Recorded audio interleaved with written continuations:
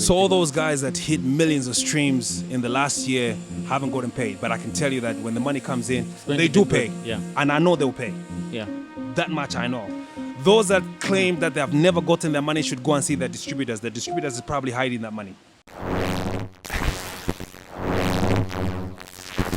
Moiseni, welcome to Headlines. Kwenye kututa breakdown am stories ale pangama headlines in Zambian entertainment industry. Content hapa no tuanda mchibe mbapa target audience yes ma Zambians na Malebanese abaku mukuba. Today I have with me the man KB. But why is it in Bemba? Killa beats, huh? Why is it in Bemba? Why is it in Bemba? You know, you could have put it in both It could Bemba have and easily Nyanja. been in Nyanja, but nishaishwe Nyanja sana. Yeah, that's where the issue is. Even in Chibemba ni mamvera mae kukamba. Mbona kwati nifeo Malebanese. Okay, so we will try to find a middle ground. No, if you can throw in some Nyanja, that's cool. But you understand Nyanja, right? I can get it, but I can't speak it. Okay, that's fine. So if you say whatever you want to say in Bemba, I can always respond in Nyanja. I think we'll still be able to understand each other. Yeah, that's cool. Yeah, that's that cool. works. Yeah. Mm-hmm. Okay, so to start with, I think because we are collaborating. Yeah. And often in your music, you've highlighted, especially in the diaries, you say, "My industry, takaba friendship, kwa afyo kupomfiana." Like, what experiences led you to come to that conclusion? Well, I mean, me being in the industry for a very long time, you know, I saw a trend, I saw a pattern, and that's why I came to that conclusion. I mean, you could have one or two good friends. I mean, I do have people that I call friends. You know, friends are people that, you know, visit you, people that have been to your place, people that know your family, people that know, you know, your wife or your son or, you know, your family by their first names and, you know, that sort of thing, you know. And most of the people in the industry, let's be honest, you know, I've never footstepped in a lot of these people's homes before. Yeah. But obviously we call each other friends because we meet. But you see, we're also friends because we're in the same industry. We've got similar taste for, you know, the things that we do. It's the same thing as me and you. Me and you became friends because we have the same interest. You know, it got to a point where if I see something and you're the first person that come to mind, and I'll text you, what do you think about this? And, you know, and vice versa, you do the same. So you have like things that you have in common and it's easy for you to interact, but you're interacting on that basis. But it comes to a point where, you know, you grow beyond what you do and you become genuine friends. You know, that I would say I've got a couple of people in the industry. I'll count maybe 3 or 4 that I would say these are my friends because we visit each other. You know, they've been to my place, I've been to their place. But with majority, normally is you're friends because you're in the same industry. You know, you've got the same interest. You know, you want a favor, they want a favor from you, and you do each other favors, and that's how it is. So if that wasn't the case, you'd never be friends because you've got nothing in common. Okay. Yeah, you've got nothing in common apart from just being in the same industry. Why I wanted the clarification is because I felt like it might make some people think you're sort of promoting the usage of other people. No, of course not. For selfish gain. No. But I think it's more like value exchange. Yeah, it's That's value the point exchange. you speak from. Yeah, but I it's mean, not very clear the way you say it. Okay, but you see, nobody says anything clearly. Like even the podcasters, they use a lot of clickbait so they can get a lot of people. You know, if I'd said it in a boring way, they'd be like, you know what I'm saying? I mean, I have to say it in a way that it will provoke emotion. You know, we just use each other in the industry. What I meant basically is that I come for a favor from you, you do a favor for me. You know, at the end of the day, you're happy, I'm happy, and you know, we move on from that. You know what I'm saying? So that's how I'd put it ideally. But obviously, people might have thought otherwise. You know, I mean, that's how it is. So for clarification's sake, yes. We use each other, but in a good way. You know what I'm saying? I mean, somebody will see me as a conduit for something, and if I say, okay, can you do me a favor? It's like, okay, that's KB. I'll do him a solid. I know at some point I'll need him also to do something for me, and I'll do it for him. And you know, our industry is still relatively small. Yeah. You know, for us to start saying, oh, like I need you on a podcast. So, okay, pay me 5,000 or whatever. Yeah. I don't think we've reached that level yet. You know what I'm saying? I mean, we're still in the infancy. You know what I'm saying? We all need to rub off each other's energies and, you know, help each other prepare. If I can get something valuable from you, why not? I'll come to you. And I know at some point also you need something from me. And, you know, it might not be today, but there will be some day that you will really need me. Yeah, and yeah, I've proven true. that before. There are times when, Yeah. I was not in a position of power, and when I got to Nexus, and that's when some people say, oh, actually KB can help me in this, but when I'd come for something, you didn't see the value at the time. Yeah. So that's how you need to look at it. Speaking of Nexus, even K Army, what exactly is the state of things currently? Okay, with so you? people shouldn't confuse it. Nexus was pretty much a record label like Sony Music. Yeah. Nexus has never been a studio. Nexus was pretty much, think of it as a Sony Music. Yeah. So Nexus was signing artists from different record labels, pumping money, invest into the artists, shoot their videos, do whatever they had to do, and put it out there and recoup some of the money back, and that sort of thing. Kiami has always been Kiami. Kiami is not.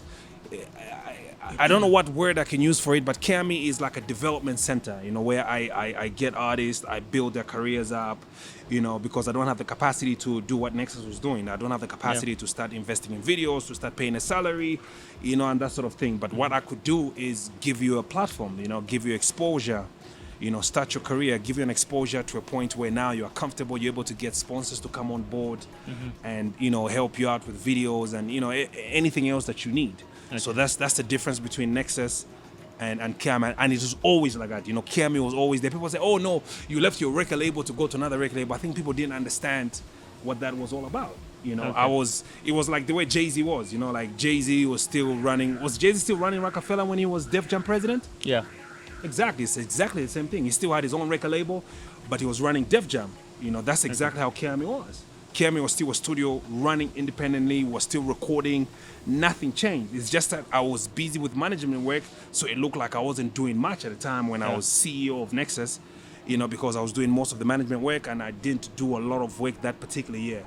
But obviously the next year I went back to the studio and, nothing has ever changed. So that's... So you said was, meaning you're not CEO? No, I haven't been. I mean, that's knowledge that everybody knows. I haven't been CEO of Nexus since September 2021. Okay. So we're going into 3 years now. I was just CEO for Nexus for exactly a year. Okay. Yeah. Okay. Speaking of K Army, it's still active. Yeah. Okay. I mean, I think you know that already. No, like... I mean, all the sound is coming from there. Everything I've been putting out is coming from K Army. No, I mean, for the context of the viewer that might not know the 100%. conversations people have I in actually private, even hired 2 more producers.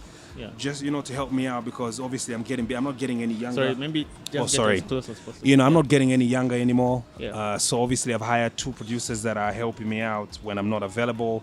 Just to keep the wheels running, because there was a time when Big Busy obviously grew and opened his own record label. So there was a time when we weren't able to work together. So I was not able to be at the studio all the time. So you find that the studio is closed for 2 weeks, and that's the reason why some people ask, "Oh, is Kiami still in existence?" So now it's a little different. So yeah, so Kiami is still in full control and in full swing. Okay, so over the years, Mwari Chita introduced, I think, about over maybe 5 or so who are now big names in the industry. One thing that stands out for me with you is you have a good ear to determine what songs could blow, which artists have potential. How did you arrive or groom yourself to that level where you can pick up what works and what doesn't? I don't know. It's like me asking you, how did you become what you've become? You've become so good at giving people information about, how to brand themselves. I think most of these things just come naturally. I think it's a calling. I think it's something that was God-given, I would just look at an artist, even just raw potential, just very raw potential, and just be able to say, we could do something with this guy. There's something, I haven't yet figured it out, but with time, I'll give you a classic example. When Alfa Romeo brought Tishon was pretty much doing dancehall, ragamuffin, that tongue twisting. Yeah. You know what I'm saying? But one time I'm with him, most of these dancehall artists could actually sing. And I remember I kept on telling him, you can actually sing, put a lot of melodies in your music. Music has moved away from this whole, you need to add a lot of melodies, and I think you can sing. And I kept on pushing him. He kept on practicing until we did his first single with B1. I can't remember the single where he was singing, and he kept on harnessing his singing until it got perfect. And you know what I'm saying? So, it's one of those things where you're able to see and say, you could be this. And I remember also with J Cash, I always used to tell J Cash, everybody's a hardcore hip hop. I think you would make a very good lover boy. You could make very good love songs. And that's how I want to mold you. Instead of you being like everybody else, like being gangster, grimy. You know, I want you to make this your core style. You know what I'm saying? Like to do a lot of love songs. So all those are things that I could see, and I say, I want you to do that. You know what I'm saying? With Neil, obviously, we talked about how, you know, let's do a lot of heartbreak songs. Let's do, you know what I'm saying? Like, take a direction. I think you're good with that because I've seen the way you write, and you're good at that. You know what I'm saying? Like, stay in that pocket. You know, you don't have to try and experiment. You don't have to try and do what Afunika or what anybody else is doing. Stay in that pocket, and you know, just keep improving it. One day, people are going to know you for that particular style. So it's just one of those things where you're able to look at an artist and just see their strength and be able to tell them, listen, this is your strength. I think this is what I think you'll be good at, and I think you should do it. Okay. Just for the sake of like future proof of that aspect of your skill, which people currently can you see who you've picked up to say this guy is going somewhere or this girl is going somewhere, who we might not even know? Who's on your radar? Okay, on my radar. Thing? Yeah. So there's a guy called Tiger Flex. Yeah. I've already done there's a new single that we put out 3-4 days ago called Bisamtima. This one is definitely, but also it's not entirely up to me. I can say that this guy's got potential, but if he doesn't want to realize that potential, you know, then you can't put that on me. But from what I see so far, his work ethic, what he's trying to put out, he definitely is here to stay. And you know, I love his work ethic, and we've done a lot of recordings. He loves the studio. He's very creative. You give him an idea, you know, he'll put it together nicely. So he's one of them. He's one of them. I need to think about others, but because he's the only one that I'm working with right now. Who'll be the other one? Even someone you just saw on social media and you're like, this Ozone sounds Africa. Like There's a guy called Ozone Africa. okay. Ozone Africa, he worked on that Makitu 10/10 project. I've heard he's got very good melodies. I think if he stuck to a particular style, you know, and just run with that, I think he has potential. I'm here to work with him. Who else have I heard? So for Flex, you said what will determine his success is what he does. Yeah. What do you think is the most important aspect? Work ethic or talent? Work ethic is number one. Okay. You could have the talent, and you probably never amount to nothing because, first of all, you don't have the discipline. You might be the most talented person, but if you don't have the discipline, you record one song every 2-3 months, you can't do that. You know, I had first-hand information when I'd gone to visit Yomaps or doing something. Yomaps literally lives in the studio. You know, for the kind of hits that he's making, you make a hit record, you forget about it, you're in the studio trying to find another one. For me, that's monster mentality. For me, it's like for me, like if I make a big record now, I'm not gonna drown into it. It's like, oh, I've got a big song and, you know, getting excited. For me, once that is done, it's done. I'm thinking of the next record. I'm thinking of what can I put out next? You know what I'm saying? Like, I'm not even thinking about that record. Yes, it's doing good. I'm happy about it, but my mind is not there anymore. My mind is on what's my next move. If you always think like that, you have longevity. Definitely. You know, you stay longer in the business. You always keep yourself busy. You always trying to find creativity. So for artists, really, you might have the talent, but if you don't have the discipline and the work ethic, you never amount to anything. So for me, you might not be. I know artists that are not even the most talented. I've seen very, very talented, and you're even thinking, why isn't this guy big? It's probably the work ethic is terrible, but he is super. He's got some of the best falsettos. You know what I'm saying? Like, and there's this singer that can't even do a falsetto, but he's a big name. He's got big shows. He's got big endorsements. You know, so that tells you that talent alone is not enough. You need to complement it with other things, you know, like discipline and I always say work ethic for me is very important. Your work ethic and just being honest with the people that you're working with, it becomes easy because once, like for example, you're working with me, then at some point, you know, I feel like I can't trust you. It messes up the synergy and just how we can work. So it becomes difficult for me to be in what I'm doing because, you know, I'm just thinking, you know, this guy is not honest, and you know, so you need to have that respect, that synergy, and you need to have a good chemistry with the producer. It's very, very important. Most of your posts, like I think the last 1 year or so, Yeah. you refer to yourself as the digital content consultant. Yeah, what's that about? Why, you don't think so? Because you are also you are a digital consultant. What does that mean? What does that mean? So Yeah. the last, I would say I got interested in digital content, I would say 6-7 years ago.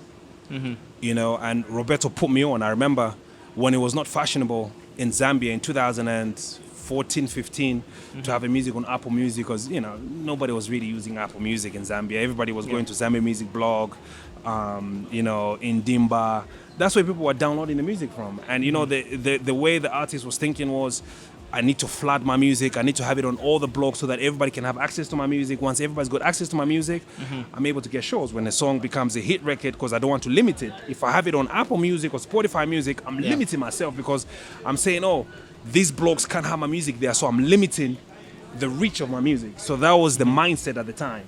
But I saw Roberto thinking, I don't want to have my music. So I thought, to me, I was like, that's a bit stupid. Like, why would you do that? You know, until I had a conversation with him, and I actually started seeing the numbers. I started seeing the money that he was making from his Amarula, and, you know, and the money was coming in, and the money was so good, and I got interested. I got intrigued.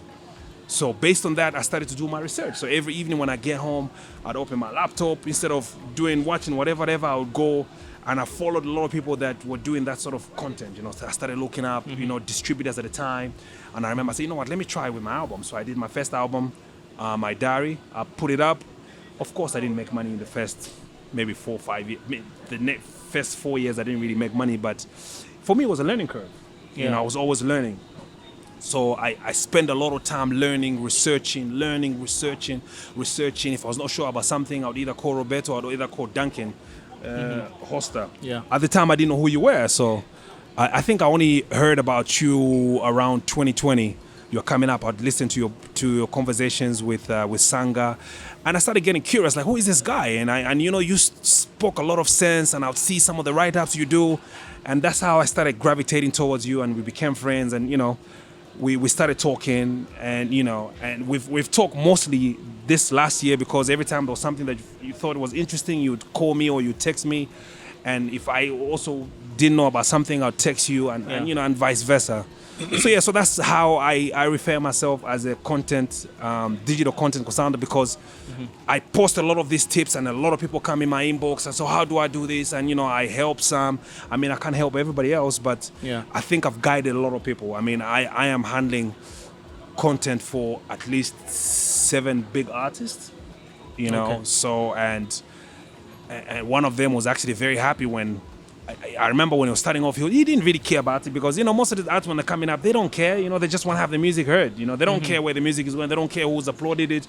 They don't know that you can actually make money. You know, so now you start educating them. Like, no, it doesn't work like that. You have to own your masters. You know what I'm saying? You have to have control of your content.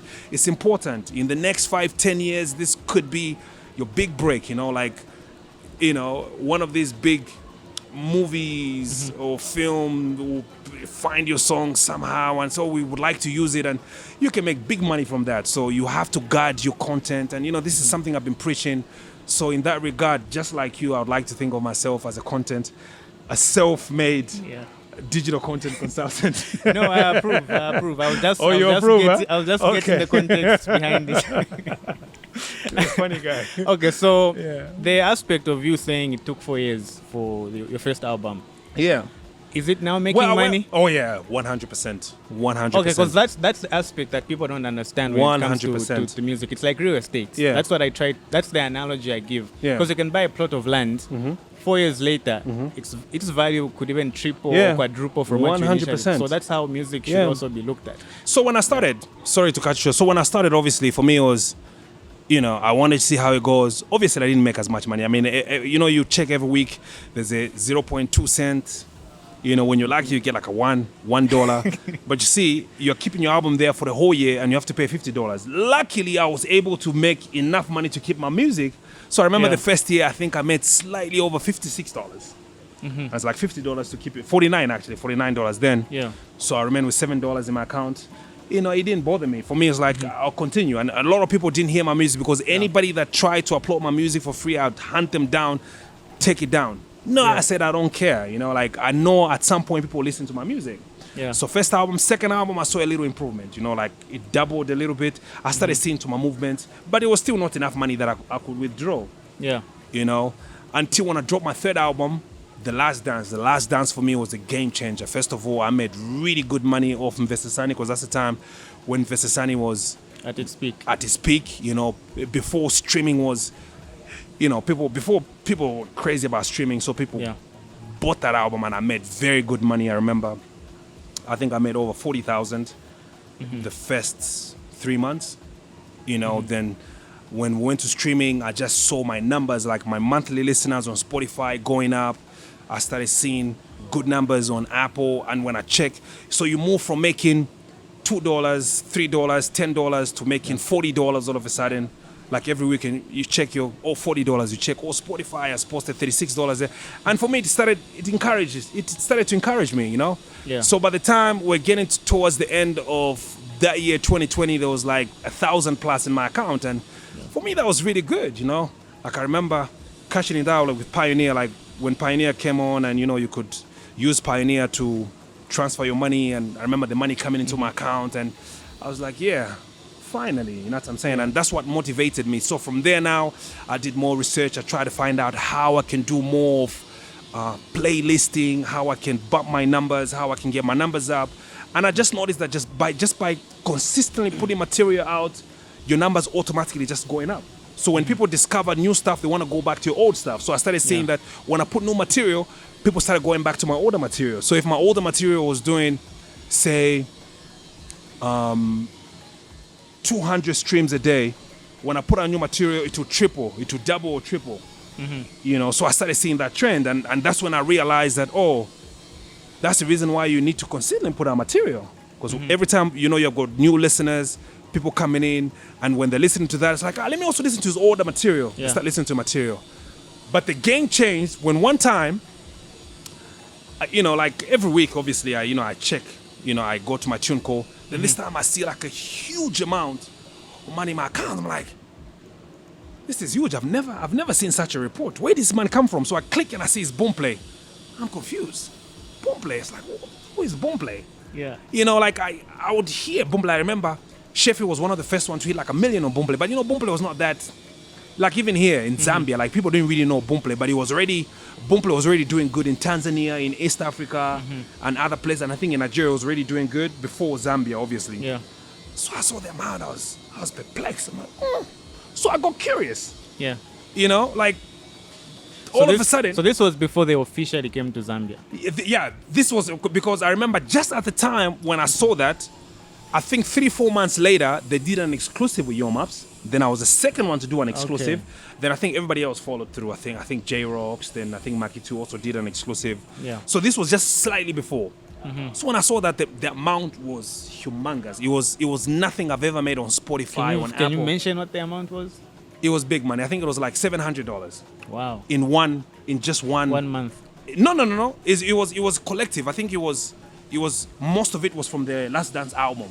So that was like, I think that was like 2 months. I think that was like for 2 months. And at the time, I can't remember how many streams I had, and I didn't have a lot of streams, but that was like collective streams. And I was like, the most I've ever gotten was like 120, like maybe from Apple, Amazon, maybe I think it was like 200.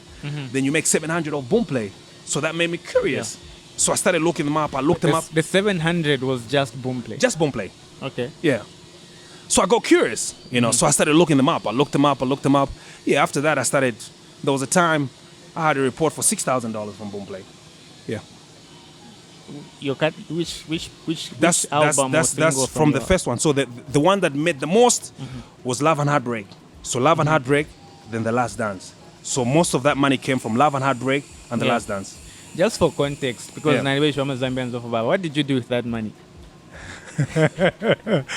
Yeah, that's my private business. I don't like to talk about my private. Obviously, I invested it. Okay. Yeah, it's in very good.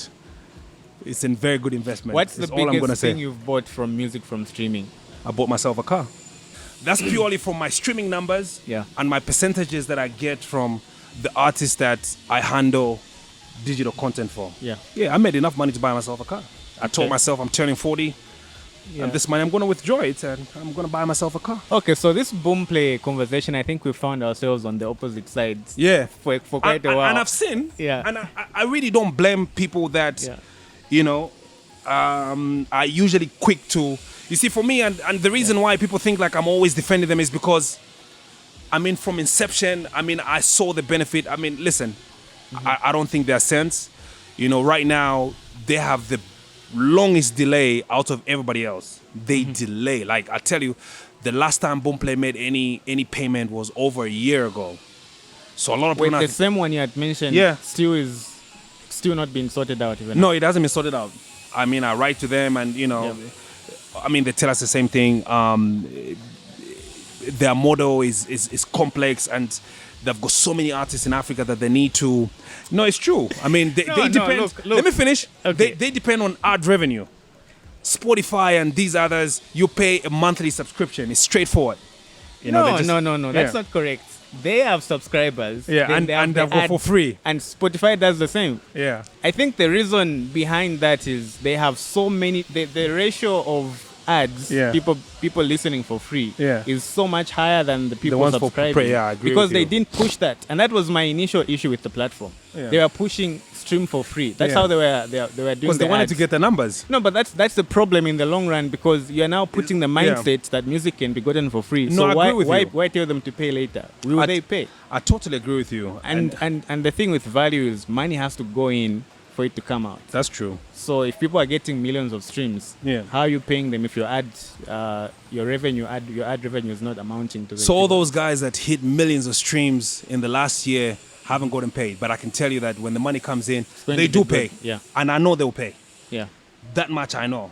There is a delay, but when they come in, people will have big smiles on their faces. Those that claim that they have never gotten their money should go and see their distributors. The distributors is probably hiding that money. So the one you can confirm for is for 12 months going back. Yeah, that I can confirm. Yeah. Because I have direct relationship with Boomplay. I speak to them directly, so I know for the fact that nobody has received anything in the last 12 months. Nobody has received anything. Okay. As of last year, December, nobody has received anything. Okay. Yeah. Okay, so one of my initial issues, like I said, was them promoting stream for free. Yeah. My second issue was the exclusives. Yeah. I think there was a lot of ignorance around it where people just assumed if your stuff is exclusive, they're going to get a benefit of it. Can you just elaborate more on how that was working? Well, so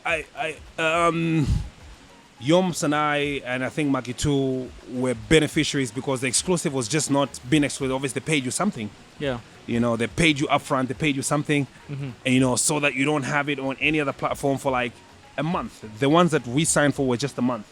Yeah. Just 30 days, exclusive on Boomplay. Then after that, you can have it on all the other platforms. So that's the exclusive that we're given, and the money was pretty good. You know. Are you free to share the amount? No, I can't share that amount. But I know that Yomap's got the most money from everybody else. It was okay. I mean, for me, it was because I'm getting in. I mean, I don't think I got what I might have wanted, but it was okay. It was good money. I mean, I'm not complaining, you know. They managed to negotiate, but I still made my money because after a month, I still put my music out and I was able to recoup my money from other stores as well. So those were conversations that were had before the release. Yes. You talk to them, they confirm, then they do it. Yeah. Okay, so what happens to artists that just said exclusively to Boomplay? Were they getting any benefits from that? I remember at some point they started feeling like they were not really making returns when they pay you. So when they say exclusive, what they will do is that they'll say, you say exclusive, then we'll give you playlisting, we'll give you visibility so that you get numbers. When you get numbers, you make money. Yeah. So a lot of people now started going with that. So I started seeing a lot of people now jumping on that, exclusive, and people started hitting millions all of a sudden, you know what I'm saying? Because the environment was good and everybody was jumping on Boomplay and everybody was using it. It was a free app. Prior to that, very few people were using Spotify. The very few people, elite people like you, somebody from Tendere. But no. See, this mindset is the problem. No. But this. There are apps. There are apps. I totally agree. In both cases, it is technology, but there's some people that just it's cumbersome for some people to go through that. Boomplay is like a free app. You don't have to do nothing. Spotify is a free app. You just have to download it, but it's restrictive. No, you sign up on Spotify. You can still stream for free. Ask a layman. No, because you people in charge or the influencers are not clarifying the things for them. They assume from what you tell them that they shouldn't even bother trying. I agree with you. Because if we just sensitize people, actually Spotify is not actually even hard to use. Mm-hmm. But you see, for me, I'm stuck on Boomplay. Like I would say 80% of the time I listen to music on Boomplay. Curiosity is making me ask this question. Have you subscribed for Boomplay? No. Wow. No. Wow. But I subscribe on Spotify. But I haven't paid my subscription, so I need to renew it. Okay, so wow. Yeah. The problem people have with Spotify is that it doesn't allow you to do certain things if you haven't paid. Yeah, if you haven't paid, that's business sense. You Yeah. shouldn't have all the access if you're not paying. Why should you pay if you're experiencing the same thing on a free plan? Mm-hmm. That's the logic that Boomplay didn't figure out, because now people have no reason to subscribe for Boomplay. Yeah, because that's true. There's no benefits. Like, you're getting everything. It's just the ads, the ad revenue, but also it looks like now it's becoming a little difficult for them. Anyway, we'll figure it out. Will we? Yeah, we will. Okay, We definitely will. So looking forward, or even just with you, I've seen you're shifting more to like everyone, Spotify, Apple Music. It's always been like that. But I've seen people like... It's always been like that for me. It's always been. Because you see, listen, never limit yourself. I'm speaking about social media. Yeah, I know. You share. Oh, yeah. What I've come to learn is that even if we have like a bump of Boomplay in Zambia, don't forget that we also have listenership in other countries. Like for me, for example, Malawi is the second, and Malawi use more of Spotify and Apple than they use Boomplay. Yeah. Boomplay is mostly used in Zambia, Tanzania, but you see people still using a lot of Spotify, a lot of Apple. So most of these countries, and I see the statistics. So for me to be stupid and dumb for me not to push other links, then I'm limiting myself. Yeah. I'm limiting myself from getting a cake from where I potentially know that I can make money from. So yeah. But I've seen that logic not get through to everyone, because I still see Boomplay exclusives. Are people still getting deals with Boomplay, or they're doing it on their own? Well, maybe they are. I mean, let me not lie. Maybe there's some people that are still getting some sort of deals, but I don't think Boomplay is giving any exclusives anymore. I mean, I can't remember. I think people that do that just do it for the sake of doing it. They just want to get more numbers on Boomplay, and I think. But then I'm just making assumptions. The logic there is, if you get more numbers on Boomplay, is that going to prevent you from getting numbers on Spotify, Apple Music, and Amazon if you put them there? Like, do your numbers on Boomplay affect the other platforms? So what's the logic there? I don't know. Because I've seen even the biggest brands doing that. I've seen that too. So, like I search for a particular song and I can't find it on Spotify or Apple, and it's only on Boomplay, and I'm a little confused. Like, what's the rationale? Like, anyway, I think everybody's got their own reasoning. Okay, my reasoning. Just for clarity, can you give your advice to an upcoming artist who might put your not music know on nothing? every platforms? Yeah. I know some might say, "No, I'm gonna remove on Boomplay." How dumb is that? You know what I'm saying? Like, why would you want to do that? Just leave it there. The day the money's gonna come in, you're gonna be happy. If you remove it, then you're cutting off, a potential money that could be coming in. Have it on all platforms, because people have got different preferences.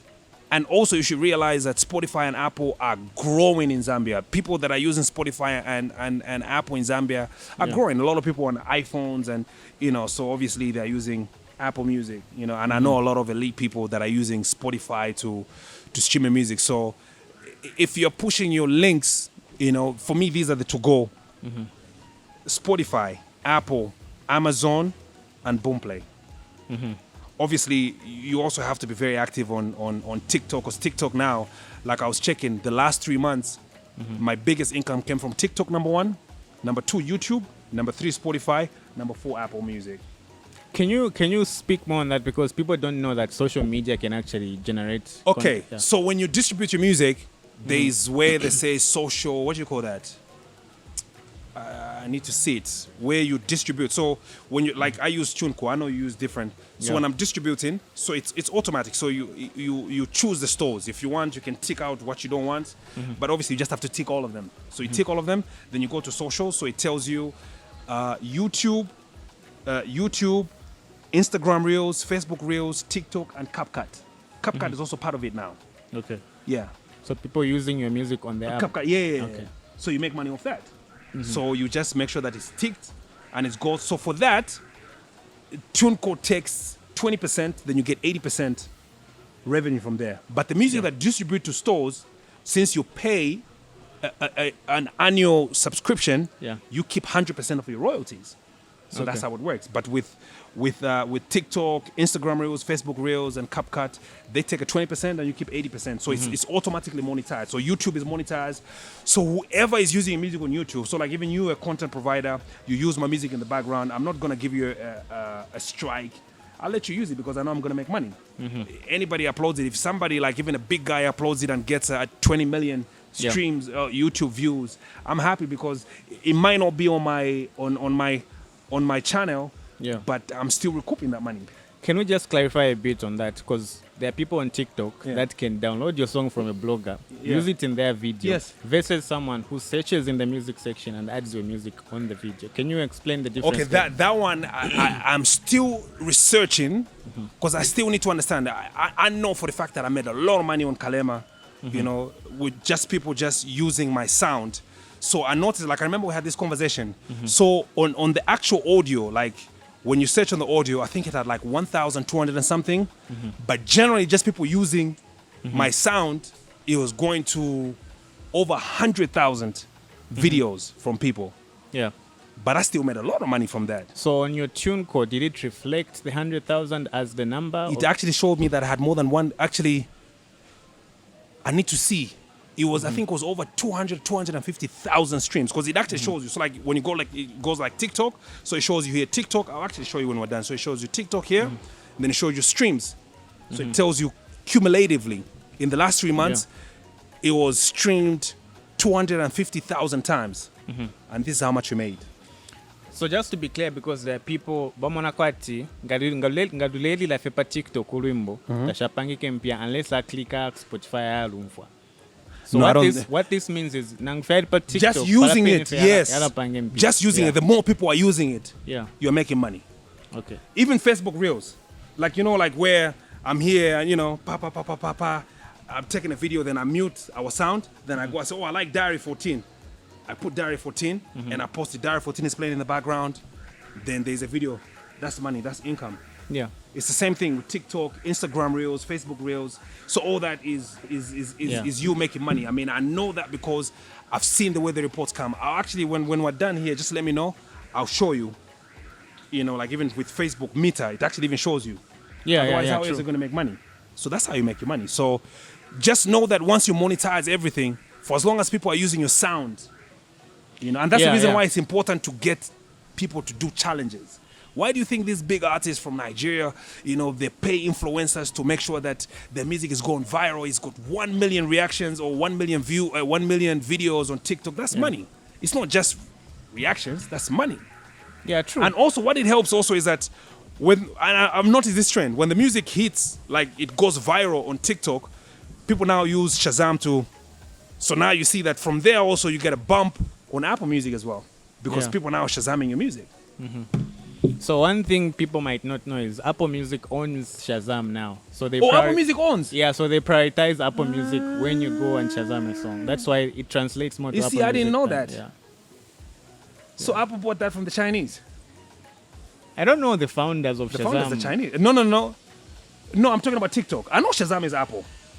No, as in when you Shazam, the result will give you the Apple. Apple, that I know. I thought you were talking about TikTok being connected to Apple. No, I meant when you Shazam. Shazam is Shazam and Apple. Yeah. Of course. Yeah. That's what it's all about. Yeah. So in terms of, first of all, YouTube, can you speak on YouTube? Because I feel like a lot of Zambians don't understand. They think if they stream your YouTube video 1 million times, you automatically get money. It's based on how many monetized views did you get. Yeah. That's how it works. It's not about, automatically when I do 1 million, I'm going to get $2,000. It doesn't work like that. It's how many monetized views. So first of all, one, your channel has to be monetized. It doesn't have to be monetized. You're saying if I post a video on YouTube as a Zambian. Yeah. If you post a video, if your channel is not monetized, if you can always tell Twinkle to monetize on your behalf. No, yes, in that case it works. But I'm talking about people who post videos on YouTube. Yeah, it has to be monetized. They need to if it's not monetized, you're not going to make money. How are you going to make money? You're not monetized. That's what Zambians don't know. How? They think because there are millions of views, they should pay you money. You can have even 1 billion. If it's not monetized, how are you going to make money? It was not monetized. It's not monetized. That's what our people think. No. You know, people thought bloggers made money from the internet that the people use to download the music. Because they thought Airtel and MTN pay bloggers for the people download. That's why it's good to educate people, yeah? Distributors approached me when I was next to CEO saying, they wanted to sign us up. And I'm thinking to myself, I can do that by myself using Chunko. So what's the difference? Actually, I'm sorry to say this. Actually, I have got better numbers than people that are signed to some of these distributors. How do I get my music on streaming platforms? It's very difficult. You need to see a consultant. I mean, I can tell you to start now, but it's very complex. Yomops is a big artist. Like, how did you manage to? We need proof, and you need to prove that. There's so many things. Chunko does that still. Yeah, but now they don't. For me, they don't because I think they've confirmed it by now. Yeah. Right. And another thing that you need to do is that Zambians have got a habit of dropping Friday. And the song hasn't even been recorded. I know artists that, I swear to God. So the biggest disadvantage of videos going before you upload the music, the danger is that there's cyber thieves out there. It's been sent to all the stores. And I know it's gone. I even call the Boomplay guys and tell me, we can see. You give them the UPC and they can see it in the back end. Usually how they do it, you won't even know how much you're making unless you set up your you need to set up your tax and everything. Pandora's like, what? People still streaming the song? Yeah, Pandora. Like, very good money.